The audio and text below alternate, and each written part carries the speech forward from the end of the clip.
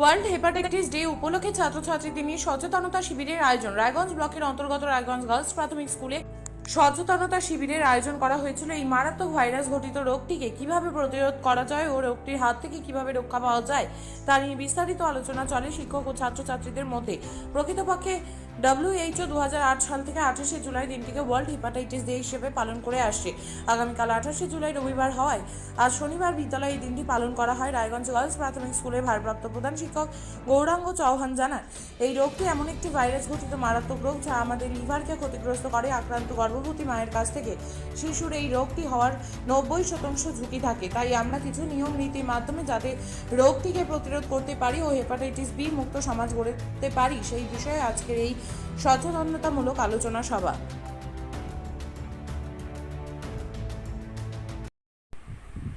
আজ রায়গঞ্জ গার্লস প্রাথমিক বিদ্যালয়ের ছাত্রছাত্রীদের মধ্যে ওয়ার্ল্ড হেপাটাইটিস ডে অবজারভেশন শুরু হলো।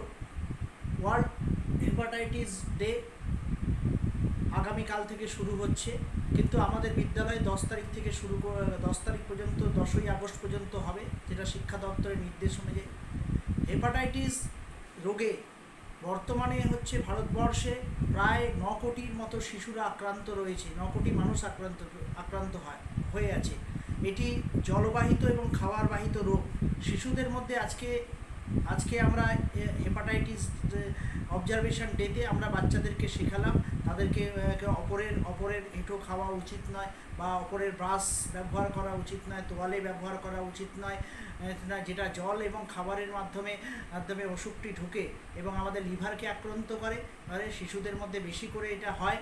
এবং তার পাশাপাশি যে সচেতনতামূলক কাজ করা দরকার, রক্তদান থেকে শুরু করে কর্মসূচি তারা বড় হয়ে করবে, এই কর্মসূচিগুলো যেগুলো করা উচিত সেগুলো বিষয়ে সচেতনতা করা হলো।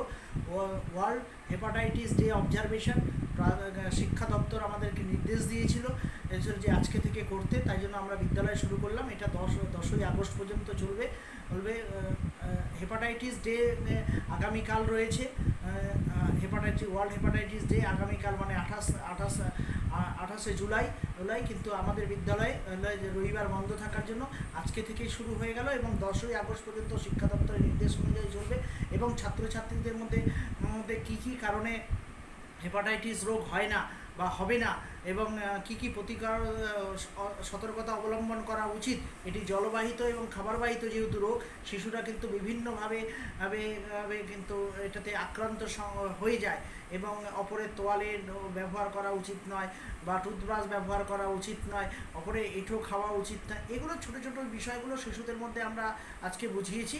আগামী দিনে 10 তারিখ পর্যন্ত এটা চলবে, আমরা করব এবং আমরা বিশ্বাস করি যে আমরা যাতে শিশুরা এই সচেতনতামূলক যে বার্তাগুলো যদি দেওয়া যায়, অবশ্যই আমাদের বাচ্চারা হেপাটাইটিস রোগ থেকে মুক্ত হবে এবং তাদের যেন আগামী দিনে হেপাটাইটিস রোগ যাতে তাদের না হয় সেটার জন্যই বিদ্যালয়ে এই আজকের প্রোগ্রাম করা হলো এবং কি সতর্কতা অবলম্বন করা উচিত সেটাও তাদেরকে জানানো হলো।